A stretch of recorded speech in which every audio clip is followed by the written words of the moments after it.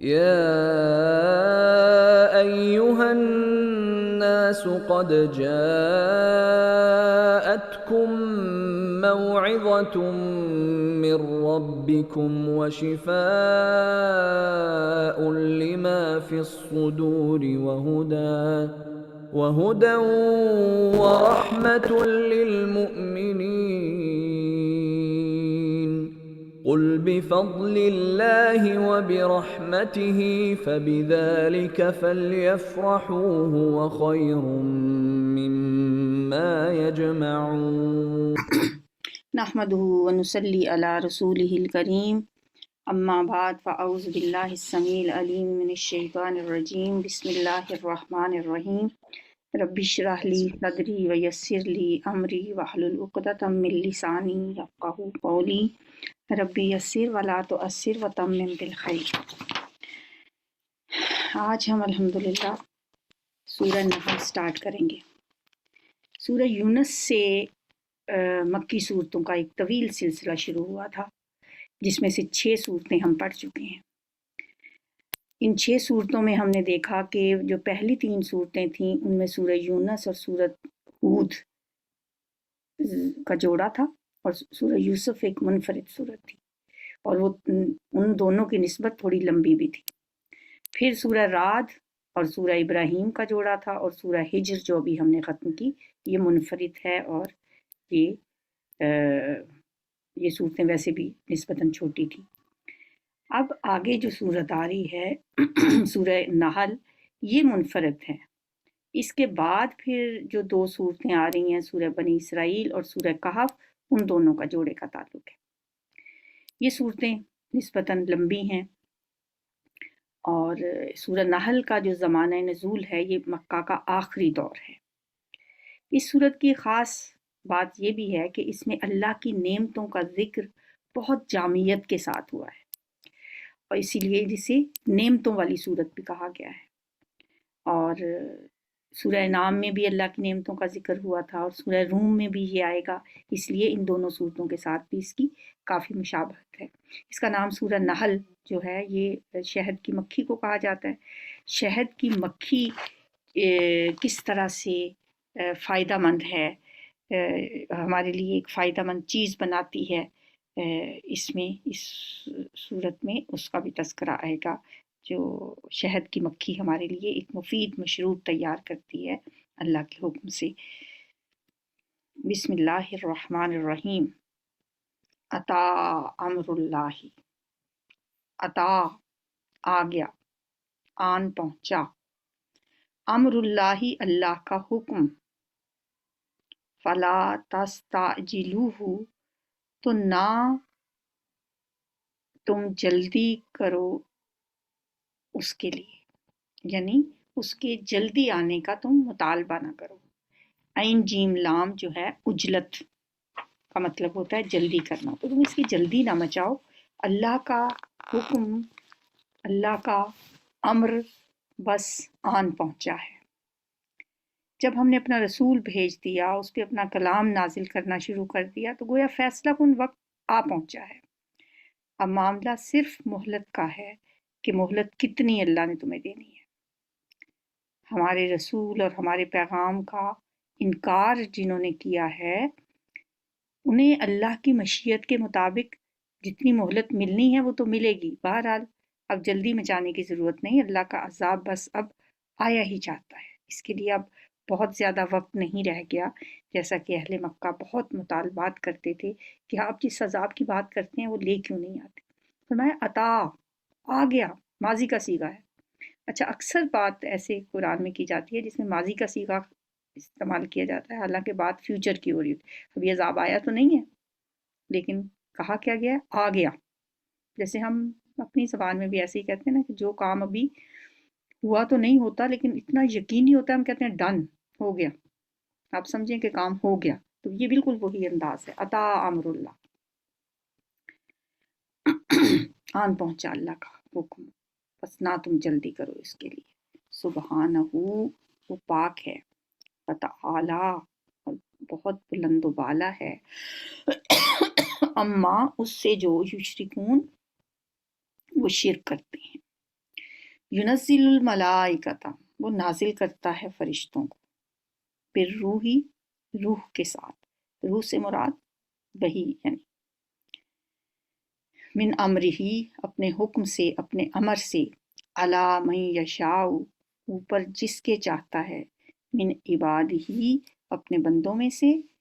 ینزل الملائکۃ بالروح وہ نازل کرتا ہے فرشتوں کو روح کے ساتھ، من امرہ اپنے حکم سے، علی من یشاء جس پر چاہتا ہے، من عبادہ اپنے بندوں میں سے، کس لیے؟ انذرو یہ کہ تم ڈراؤ، انہو کہ بے شک یہ حقیقت ہے، یعنی یہ بات اٹل ہے کہ لا الہ نہیں کوئی الہ الا مگر انا میں ہی، فاتقونی بس مجھ سے ہی ڈرو۔ یہاں پر جو لفظ ہے نا بالروح ہی من امرہ، اس کا مطلب ہے اللہ کی وحی ہے، یعنی حضور صلی اللہ علیہ وسلم کو اللہ نے اپنی وحی کے لیے چنا ہے، اور آپ کی طرف سے جبریل علیہ السلام وحی لے کر آئے ہیں۔ جبریل علیہ السلام کے لیے بھی وحی روح کا لفظ آتا ہے، روح الامین ان کو کہا جاتا ہے۔ لفظ جو امر ہے نا، یہ میں نے پہلے بھی ایک دفعہ وضاحت کی تھی، سورہ اعراف کی آیت 54 میں اللہ تعالیٰ فرماتے ہیں الا لہ الخلق والامر، وہاں پہ ہم نے اس کو تھوڑا ایکسپلین کیا تھا کہ آگاہ ہو جاؤ، اسی کے لیے خلق ہے اور اسی کے لیے امر ہے، الا لہ الخلق والامر۔ وہاں پہ میں نے آپ کو بتایا تھا کہ عالم خلق اور چیز ہے اور عالم امر اور چیز ہے، یہ دو الگ الگ عالم ہیں۔ عالم امر کا جو معاملہ ہے وہ یہ ہے کہ اس میں وقت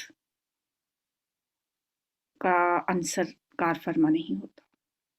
اس عالم میں کسی کام کے کرنے یا کسی کام کے وقوع پذیر ہونے میں وقت نہیں لگتا، بس اللہ کا ارادہ ہوتا ہے اور اس کے لیے وہ کہتا ہے کن، اور کن فرمانے سے وہ کام ہو جاتا ہے، جیسے سورہ یاسین میں آیا انما امرہ اذا اراد شیئا ان یقول لہ کن فیکون، اس کا امر تو یہی ہے کہ جب وہ کسی چیز کا ارادہ کرتا ہے تو بس یہی ہوتا ہے کہ وہ اسے کہتا ہے ہو جا تو وہ ہو جاتی ہے، یہ ہے کن امر، یعنی اللہ کے کن کہنے سے کوئی چیز فوراً ہو گئی۔ جبکہ عالم خلق جو ہے اس میں کسی کام کے مکمل ہونے کے لیے وقت چاہیے ہوتا ہے، جیسے قرآن میں کئی بار آیا کہ اللہ نے زمین و آسمان 6 دنوں میں تخلیق کی، دنیا کا سارا نظام جو ہے وہ عالم خلق کے اصولوں پہ چل رہا ہے۔ مثلا اگر ہم کوئی بیج بوتے ہیں تو اس گٹھلی کو اس کی کونپل نکلتی ہے، پھر وہ بڑھتی ہے، پھر آہستہ آہستہ ایک درخت بنتا ہے، پھر اس پہ پھل لگتے ہیں، اس سارے عمل میں وقت لگتا ہے، ٹھیک ہے۔ اسی طرح بچے کا پیدا ہونا، جانوروں کا ہم دیکھتے ہیں ایک ان کی تخلیق کس طرح سے ہوتی ہے، یہ سارے معاملات جو ہیں ان کا تعلق عالم خلق سے ہے۔ روح کا جو تعلق ہے وہ عالم امر سے ہے۔ عالم امر کی صرف 3 ہی چیزیں ہمارے علم میں ہیں، ایک فرشتے، روح اور وحی۔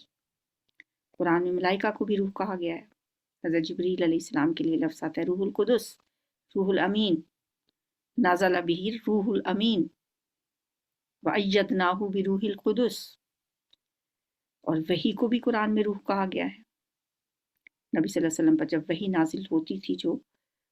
نازل بہ الروح الامین، ہم نے اسے نازل کیا روح الامین کے ذریعے علی قلبک، آپ کے دل پر، لتکون من المنذرین، تاکہ آپ ڈرانے والوں میں سے ہو جائیں۔ تو وہی بھی روح ہے، اس کو لانے والے جبریل علیہ السلام جو ہیں، جبریل امین بھی روح ہیں، اور اس کا نزول بھی روح محمدی پر ہو رہا ہے۔ تو یہ ساری جو چیزیں ہیں تینوں، ان کا تعلق اللہ کے عالم امر سے ہے۔ تو اللہ فرشتوں کو نازل کرتا ہے وحی کے ساتھ، بالروحی من امرہ اپنے امر سے جس پہ چاہتا ہے، من عبادہ اپنے بندوں میں سے، یعنی یہ اللہ نے کس کو رسالت دینی ہے، کس کی طرف رسول بھیجنا ہے، یہ اللہ نے کسی کی یہ وہابیت نہیں ہے، مطلب کسی کی کوشش سے، عبادت سے، محنت سے کسی کو یہ رسالت نہیں مل سکتی۔ اللہ عالم، اللہ ہی جانتا ہے حیث یجعل رسالتہ، کہ وہ اپنی رسالت کس کے سپرد کرے، کس کو دے۔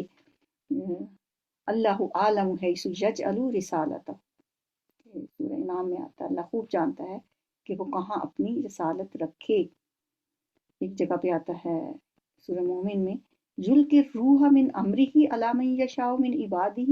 لینذر یوم الطلاق، وہ اپنے حکم سے اپنے بندوں پر جس پر چاہتا ہے وہی ڈالتا ہے تاکہ وہ ملاقات والے دن سے لوگوں کو ڈرائیں۔ انذرو، کہ وہ ڈرائیں، انہ لا الہ الا انا، کہ میرے سوا کوئی معبود نہیں، میں ہی رب ہوں، فاتقونی، تو مجھ ہی سے ڈرو۔ خلق السماوات والارض، اس نے پیدا کیا آسمانوں اور زمین کو، بالحق، حق کے ساتھ، تعالی، وہ بہت بلند ہے، اما، اس سے جو یشرکون، وہ شریک بناتے ہیں۔ خلق الانسان من نطفۃ، اس نے پیدا کیا انسان کو ایک قطرے سے، نطفے سے، فائزہ، تو اچانک یا اسی وقت، ہوا وہ خصیم مبین، جھگڑالو بن گیا، کھلم کھلا، اعلانیہ طور پر، یعنی ایک قطرہ آب سے بنا ہوا یہ شخص جب پھر وجود میں آیا تو پھر اپنے ہی خود ساختہ نظریات کے لیے خوب بحثیں کرتا ہے، عقلی دلیلیں لاتا ہے، اور زور خطابت سے وہ زمین و آسمان کے قلابے ملا دیتا ہے۔ خصیم، بہت ہی جھگڑالو، مبین، اعلانیہ طور۔ فالانعام، انسان کو پیدا کیا، انسان کا تذکرہ کیا، پھر انسان کیا کرتا ہے اس کا تھوڑا سا تذکرہ کرنے کے بعد فرمایا فالانعام، اور چوپایوں کو بھی اس نے پیدا کیا، خلقہا، اس نے پیدا کیا ان کو، لکم فیہا دفء، تمہارے لیے، فیہا، اس میں، دفء، گرمی کا سامان ہے، گرمی حاصل کرنے کا سامان ہے۔ چوپایوں میں گرمی حاصل کرنے کا سامان کون سا ہوتا ہے؟ ان کی اون جو ہوتی ہے اس سے گرم کپڑے بنتے ہیں، جانوروں کی اون سے، ان کی کھالوں سے، ومنافع، اور کئی قسم کے فائدے ہیں، ومنہا، اور ان میں سے، تاکلون، تم کھاتے ہو، بعض جانوروں کی اون سے تم لباس بناتے ہو جو تمہاری سردی کے موسم میں گرمی پہنچانے کا باعث ہوتے ہیں، بعض جانوروں کے بالوں سے بہت سی دوسری چیزیں بنتی ہیں، اور یہ جانور اور بھی بہت سی صورتوں میں تمہارے لیے فائدہ مند ہوتے ہیں، یہاں تک کہ خوراک کی ضروریات بھی انہی سے پوری ہوتی ہیں۔ ان کا ہم گوشت کھاتے ہیں، ان کے ہم دودھ پیتے ہیں، پھر ہم ان کے جانوروں کے انڈے کھاتے ہیں، بے شمار چیزیں ہیں جو جانوروں سے ہم اپنی خوراک کا سامان لیتے ہیں، ہم اپنے لباس کی ضروریات پوری کرتے ہیں۔ وَلَكُمْ فِيهَا جَمَالٌ، اور تمہارے لیے ان میں ایک جمال بھی ہے، ایک رونق بھی ہے، ایک خوبصورتی بھی ہے، شان و شوکت ہے۔ یہ تو چیزیں تو فائدے کی ہیں ہی، اس کے علاوہ بھی تمہارے لیے یہ باعث شان و شوکت بھی ہیں۔ ہینا،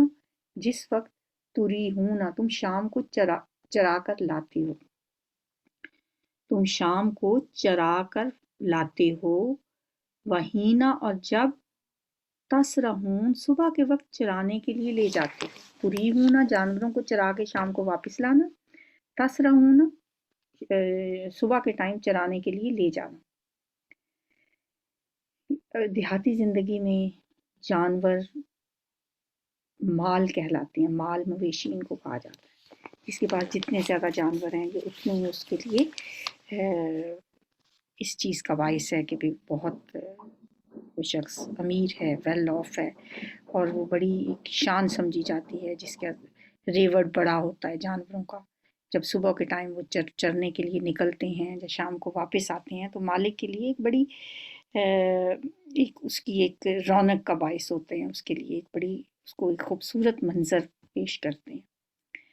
اور کیا ہے ان کا فائدہ؟ وَتَحْمِلُ أَثْقَالَكُمْ، اور اٹھا کر لے جاتے ہیں تمہارے بوجھ، اثقال، بوجھ، ثقیل چیز کھایا تھا، مطلب بھاری چیز کو کھاتے تھے، کہتے ہیں آج میں نے بڑا ثقیل کھانا کھایا، بھاری ہو گیا، تو اسقال بوجھ کو کہا جاتا ہے، اسقال جمع ہے،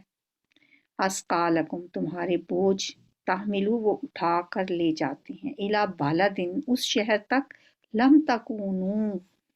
کہ نہیں تھے تم، بالغی ہی پہنچنے والے اس تک، الا مگر بشق الانفس مگر ساتھ جانوں کی مشقت کے، یعنی تم اپنی آدھی مشقت پوری جان میں سے آدھی جان بھی لگا دو گے تب بھی تم وہ بوجھ اٹھا کے کسی دوسرے شہر نہیں لے جا سکتے جو یہ تمہارے جانور لے جاتے ہیں، ایسی بستیوں کی طرف جن تک تم پہنچنے والے نہیں ہو سکتے تھے مگر بشق الانفس جان توڑ کر، جانوں کی مشقت کے ساتھ، ان ربکم بے شک تمہارا رب لا رؤوف الرحیم یقیناً بہت نرمی کرنے والا، شفقت کرنے والا، رحم کرنے والا۔ اپنی نعمتیں گنوانے کے بعد کہ اللہ تعالیٰ نے تمہارے لیے کیا کیا چیزیں رکھی ہیں، تمہارے لیے جانوروں کے ریوڑ بنائے، تمہارے لیے اللہ تعالیٰ نے جانوروں میں کتنے فائدے رکھے، تمہارے لیے خوراک کا سامان رکھا، تمہارے لیے لباس بنایا جانوروں کی اون سے ہی، تو اللہ تمہارے لیے کتنا رحیم ہے، شفیق ہے۔ رعوف کا لفظ جو ہے نا بڑی اللہ کی طرف سے کیسا نام ہے جس سے بڑی محبت ٹپکتی ہے، بہت ہی شفقت کرنے والا ہے، وہ رعوف ہے، وہ رحیم ہے۔ والخیلہ اور کیا بنائے اس نے تمہارے لیے، گھوڑے، خیل گھوڑے کو کہتے ہیں، والبغالہ اور خچر، والحمیر اور گدے، گھوڑا خچر گدھا یہ سارے تقریباً ایک ہی طرح کے جانور ہوتے ہیں، تھوڑے بہت فرق کے ساتھ، چار ٹانگوں والے، اور مقصد بھی تینوں کے تقریباً ایک ہی جیسا ہوتا ہے، لترکبوہا تاکہ تم سواری کرو ان پر، وزینہ اور زینت کے لیے۔ اب دیکھیں ان میں سے گھوڑا جو ہے وہ بڑا ایک اسٹیٹس سمبل بھی ہے، اگر کوئی شخص گھوڑے رکھتا ہے تو زینت کا باعث بھی ہے، تو یہ وہ جو جانور ہیں کہ یہ تمہارے لیے سواری کا کام بھی دیتے ہیں، زینت کا باعث بھی ہیں، وَيَخْلُقُ اور وہ پیدا کرتا ہے مَا لَا تَعْلَمُونَ جو تم نہیں جانتے، یہ جانور تو اس نے پیدا کیے ہی ہیں، ان مویشیوں سے انسان کو بہت سے فائدے حاصل ہوتے ہیں اور یہ اس کے لیے باعث زینت بھی ہیں، خاص طور پہ گھوڑا بہت حسین اور قیمتی جانور ہوتا ہے اور مالک اپنے لیے اسے باعث فخر سمجھتا ہے، یہ تو پیدا کیے ہیں اللہ تعالیٰ نے۔ وَيَخْلُقُ مَا لَا تَعْلَمُونَ، یہ جو فعل مضارع ہوتا ہے نا اس کا ترجمہ دو طرح سے ہو جاتا ہے، پیدا کرتا ہے اور پیدا کرے گا، یہ بھی اس کا ترجمہ ہو سکتا ہے، پیدا کرے گا، یعنی اللہ نے ایسی چیزیں زمین کے بعض حصوں میں تمہارے لیے، جیسے سمندر میں، صحراؤں میں، جنگلوں میں، اللہ تعالیٰ ایسی مخلوق بھی پیدا فرماتا رہتا ہے جن کا علم اللہ کے سوا کسی کو نہیں ہوتا، اور اسی میں انسان کی بنائی ہوئی وہ چیزیں بھی اس میں آ سکتی ہیں، یخلق ما لا تعلمون جس کو تم نہیں جانتے۔ اب ہو سکتا ہے ہمیں کیا پتا سمندروں میں کتنی مخلوقات ہیں اللہ کی، ہمیں کیا پتا جنگلوں کے اندر، ہمیں تو کچھ جن کے نام پتہ ہیں وہ پتہ ہیں، اللہ نے یہ کہہ کے کہ وَيَخْلُقُ مَا لَا تَعْلَمُونَ وہ ایسی بھی چیزیں پیدا کرتا ہے جو تم نہیں جانتے، یا یہ بھی ہو سکتا ہے کہ وہ ایسی پیدا کرے گا۔ اب دیکھیں کہ بہت سی چیزیں جب قرآن نازل ہو رہا تھا تو نہیں تھیں، انسان کی بنائی ہوئی وہ چیزیں جو اب اس وقت ہیں، جو اللہ کے دیے ہوئے علم سے انسان نے اپنی صلاحیتوں کو کار لاتے ہوئے ان کو پیدا کیا، ان کو بنایا۔ مثلاً اب آج کل کے جو ذرائع نقل و حمل ہیں، جہاز ہے، گاڑیاں ہیں، بسیں ہیں، یہ ساری بے شمار وہ چیزیں ہیں جو اس وقت نہیں تھیں اور مستقبل میں ہو سکتے، کچھ اور بھی ایسی چیزیں اللہ تعالیٰ پیدا کرے کہ جو اس وقت نہیں تھیں۔ وَيَخْلُقُ مَا لَا تَعْلَمُونَ وَعَلَى اللَّهِ قَصْدُ السَّبِيلِ، اور اللہ ہی پر ہے سیدھا راستہ، قصد السبیل، سیدھا راستہ اللہ ہی تک پہنچتا ہے، اللہ پر ہی سیدھا راستہ بتا دینا ہے، یعنی اللہ ہی بتاتا ہے سیدھا راستہ۔ اس کے ایک معنی یہ بھی ہو سکتے ہیں کہ اللہ ہی پر ہے سیدھی راہ، یعنی اس کا بتانا، اس کا بیان کرنا۔ چنانچہ اس نے اسے بیان فرما دیا اور ہدایت اور گمراہی دونوں کو واضح بھی کر دیا۔ اس لیے آگے یہ بھی فرمایا وَمِنْهَا جَائِرٌ، اور ان میں سے کچھ ٹیڑھے رستے بھی ہیں، جائر۔ سیدھا رستہ تو ایک ہے ہی صراط المستقیم، اور کچھ رستے ٹیڑھے بھی ہیں۔ وَلَوْ شَاءَ، اور اگر وہ چاہتا، لَہَدَاكُمْ أَجْمَعِينَ، وہ تم سب کو ہدایت دے دے۔ یعنی ٹیڑھی راہیں بھی ہیں، گمراہی کے رستے بھی ہیں، لوگ گمراہی کے رستوں پہ بھی جاتے ہیں، سیدھا رستہ بھی اللہ نے انسان کو دکھا دیا ہے۔ اللہ نے کسی کو مجبور نہیں کیا کہ وہ ہدایت پہ چلے، کیونکہ اس میں پھر جبر ہوتا، انسان کی آزمائش نہ ہوتی، پھر امتحان کہاں کا رہتا، پھر ٹیسٹ تو نہ ہوتا۔ اس لیے اللہ نے اپنی مشیت سے سب کو مجبور نہیں کیا، بلکہ دونوں راستوں کی نشاندہی کر کے انسان کو ارادہ و اختیار کی آزادی دے دی۔ من شاء فلیؤمن ومن شاء فلیکفر، جو چاہے وہ ایمان لے آئے، جو چاہے وہ نہ لائے، جو ماننا چاہتا ہے وہ مانے، جو نہیں ماننا چاہتا وہ نہ مانے۔ سیدھا رستہ جو ہے وہ توحید کا رستہ ہے، اسے قصد السبیل کا نام دیا گیا ہے۔ قرآن اسے صراط المستقیم بھی کہتا ہے، سواء السبیل بھی کہا ہے ایک جگہ۔ یہی ایک راستہ ہے جو انسان کو اللہ تک پہنچاتا ہے۔ اسی راستے کے لیے ہمیں ہر روز نماز میں دعا مانگنے کو کہا گیا، اہدنا الصراط المستقیم، اے اللہ ہمیں صراط مستقیم کی طرف ہماری رہنمائی کر۔ اور انسان ہر روز نماز میں یہی اللہ سے دعا کرتا ہے، مگر بہت سے لوگ اس راستے سے بھٹک کر ٹیڑھی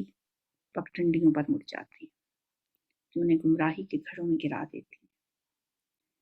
یہ جو گمراہی کا رستہ ہے، ظاہر ہے انسان کو اللہ نے دونوں چیزیں اس کے اندر رکھی، فَأَلْهَمَهَا فُجُورَهَا وَتَقْوَاهَا، اس کے اندر یہ صلاحیت بھی ہے کہ وہ فسق و فجور کی طرف چل پڑے، اور اس میں یہ صلاحیت بھی ہے کہ تقوی اختیار کر لے۔ یہ اب منحصر انسان پہ ہے، یہ نہیں ہم کہہ سکتے کہ اگر اللہ چاہتا تو ہم ہدایت پہ آ جاتے، اگر اللہ کو منظور ہوتا تو۔ اللہ نے ہمیں چھوڑ دیا ہے رستہ بتا کے، دونوں رستے دکھا دیے ہیں، دونوں چیزیں قرآن نے واضح کر دی ہیں، ہدایت کا رستہ بھی بتا دیا، گمراہی کا رستہ بھی بتا دیا، اور انسان کے اندر بھی دونوں چیزوں کی سرشت اس کے اندر رکھ دی، الہمہا فجورہا وتقواہا۔ پھر قد افلح من زکاہا وقد خاب من دساہا۔ اب یہ انسان کی اپنی مرضی ہے کہ وہ فلاح کا رستہ اپناتا ہے تزکیہ کر کے اس کا نفس کا، یا وہ دوسرے رستے پہ چلتا ہے۔ ہاں اگر اللہ چاہتا، ولو شاء، اگر وہ چاہتا، لہداکم اجمعین، وہ سب کو ہدایت دے دیتا، پھر تو جھگڑا ہی کیا تھا،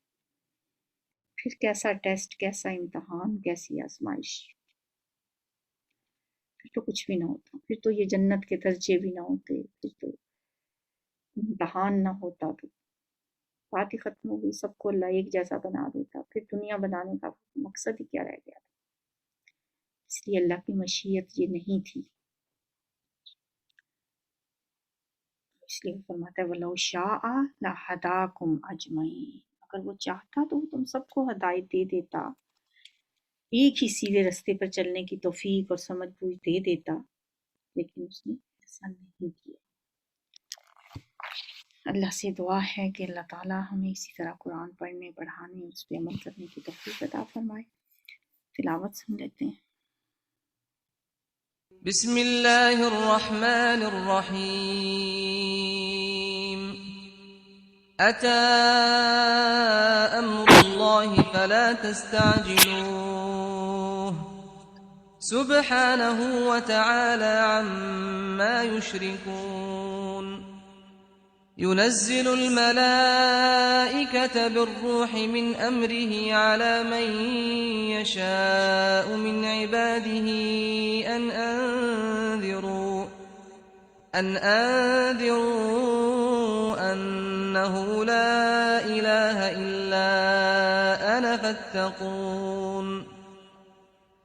خلق السماوات والأرض بالحق تعالى عما يشركون خلق الإنسان من نطفة فإذا هو خصيم مبين والأنعام خلقها لكم فيها دفء ومنافع ومنها تأكلون ولكم فيها جمال حين تريحون وحين تسرحون وتحمل أثقالكم إلى بلد لم تكونوا بالغيه إلا بشق الأنفس إن ربكم لرؤوف رحيم والخيل والبغال والحمير لتركبوها وزينة ويخلق ما لا تعلمون وعلى الله قصد السبيل ومنها جائر ولو شاء لهداكم أجمعين